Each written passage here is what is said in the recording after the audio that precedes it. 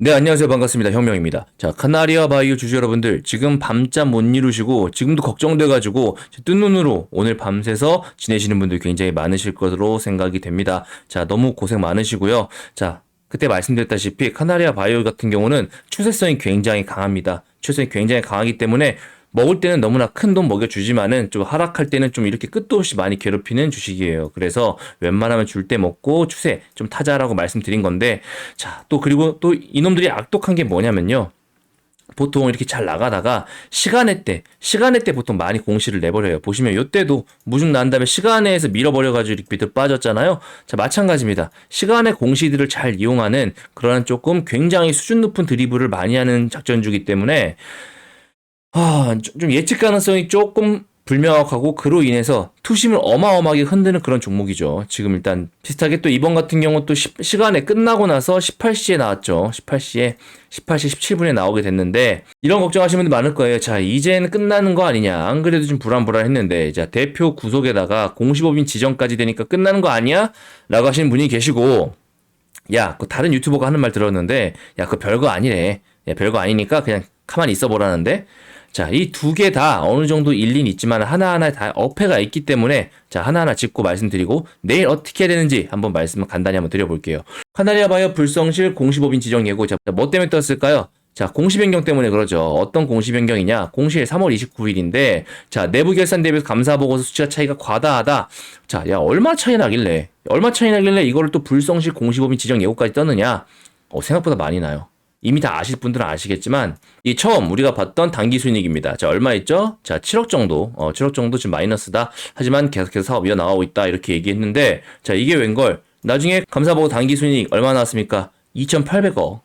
2,800억 차이예요. 자, 너무나 큰 차이라는 거죠. 자, 그래서 불성실 공시법인 지정이 뭐 엄청 대단한 일은 아니다. 당연한 거다. 어떻게 보면. 자, 2,800억 차이가 나는데 지정이 안 되는 것도 웃긴 거죠. 자, 그런데 이 이유에 대해서 분명히 나한익 대표도 그렇고 기사에 다 설명을 했지 않습니까? 자, 어쩔 수 없었다. 자, 저거는 올해고 봄합의 가치를 낮게 평가하는 회계법인이 저렇게 잡은 거라서 자, 이거는 의미가 없다. 의미가 없고 회계 보고서상 이렇게 나왔지만은 앞으로 실질적으로 어마어마한 성장 가능성을 지닌 게 바로 올해고 봄합이고 자, 앞으로 결과로 보여주겠다. 얘기 나오면서 감사 보고서 제출하고 다시 이렇게 뻥 날아가는 그런 모습 보여줬었잖아요. 그죠? 자, 그렇게 되는데 제가 주목하고 싶은 것은 이 시기라는 거죠. 시기. 이 시기가 왜 하필 26일 전인 이때 갑자기 공시법인 지정 예고가 떴냐 이겁니다. 자, 26일 얼마 안 남았잖아요. 바로 다음 주인데 자, 디데이 전에 자꾸 이렇게 뭔가 불안하게 하고 흔드는 이런 뉴스가 계속 나온다는 거 굉장히 어느 정도 의도성이 있어 보이거든요. 물론 불성실 공시법인 지정이 별거 아니다라고 얘기하시는데 그건 절대 아닙니다.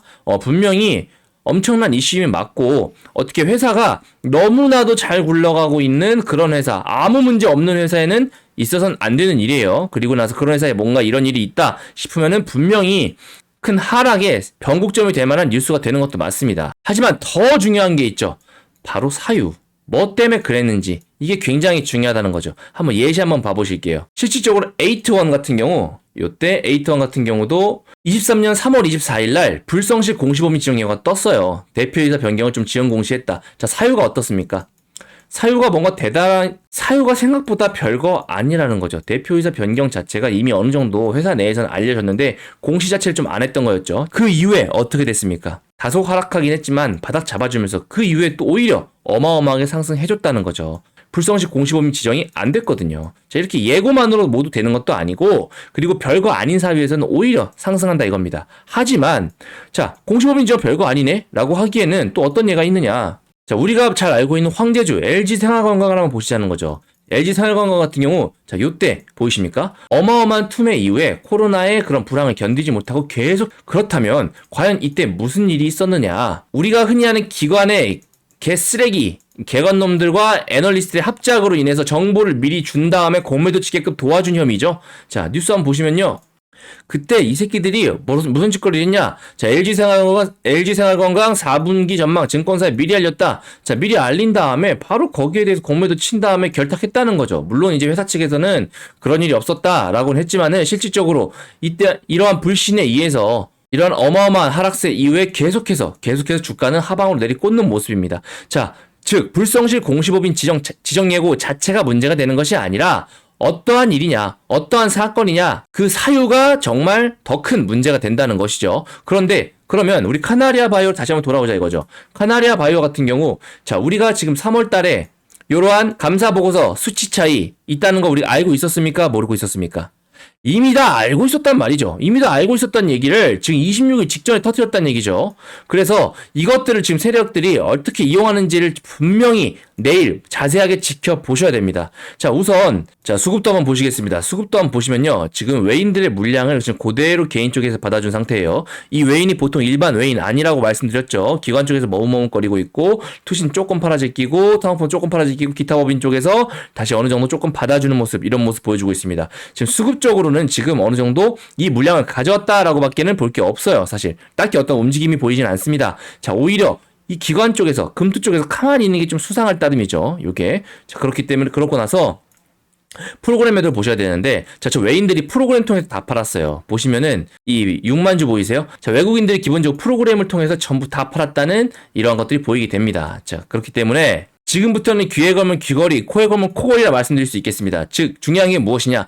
내일이에요, 내일. 제가 분명히 여기서 대비하라고 말씀을 드렸고, 하지만 이제 사건은 벌어졌습니다. 그렇다면 우리는 뭘 해야 됩니까? 대응을 하셔야죠. 대응. 이러한 대응들 직접적으로 전부 다 제가 내일 즉각적으로 텔레그램 방에서 전부 다 즉각적으로 말씀드리고 있습니다. 자, 참여 링크 전부 다 드릴게요. 무조건 들어오셔가지고 어떻게 대응하는지 지켜보셔야 됩니다. 내일 만약에 어마어마한 투매가 나온다. 기회입니다. 정말 기회예요.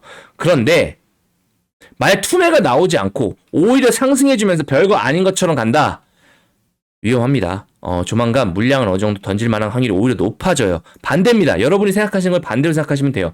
이 친구들은 기본적으로 투매나 이러한 투매 변동성을 굉장히 잘 이용하고 개인들의 심리를 너무나도 잘 알고 있습니다. 수천억을 돌릴 만한 그만한 재력도 있는 그런 회사예요. 다만 최근에 악재가 떴습니다. 이 악재가 떴는데 이런 악재에 따라서 본인들의 작전 컨트롤이 얼마 될 것인가, 요게 내일 단판짓는 어느 정도 중요한 변곡점이 될 거라 이거죠. D-Day는 당연히 26일이고요. 그죠? 자, 그래서 내일은 정말 적극적으로 대응을 하셔야 되는데, 이 대응에 대해서 전부 다 내일은 반드시, 제가 텔레그램만 무조건 들어오시라 말씀 안 드리잖아요. 근데 꼭 들어오셔가지고 어떻게 진행되는지 한번 보시라는 거죠. 그죠? 자, 그래서 내일 010-7625-3168로 참여라고 해서 반드시 카톡방 들어와 주세요. 카톡방 들어와 주시면 제가 내일 여기 관련된 이 카톡방 초대 링크 바로 보내드리니까 어떻게 대응하셔라, 현재 프로그램에도 어떻게 진행되고 있다, 수급 뭐 들어오고 있다, 어떻게 진행하시라 전부 다 말씀드릴 테니까, 자, 반드시 들어오셔가지고 저랑 같이 얘기 나누시면 좋을 것 같아요. 자, 그런데 난 내일 아침 너무 바빠가지고 못한다 싶으시면 내일 제가 8시 50분까지 지켜보고 있다가, 오늘 움직임 흐름에 대해서 예상 시나리오 전부 다 보내드릴 수 있도록 하겠습니다. 그래서 시나리오 받아보고 싶으신 분들 카나리아 바이오라고 해가지고 761-3168로 문자 바로 보내주시면은 일괄적으로 대응 시나리오 전부 보내드릴 테니까 내일은 적극적으로 무슨 날? 대응의 날 말씀드리겠습니다. 아셨죠? 그래서 결론적으로 정말 정리해서 말씀드리자면, 불성시 공시범위 지정 예고 자체는 별게 아니다. 더군다나 사유가 매우 중요한데 사유도 지금 크게 어떻게 문제될 만한 없다. 하지만 문제가 되는 건 뭐다? 지금 상황이 굉장히 안 좋다. 그런데 이런 상황이 안 좋은 걸 가지고, 자, 요때도 말했죠. 요때 요런 움직임, 요런 흐름들 개인이 만들어낼 수 있습니까?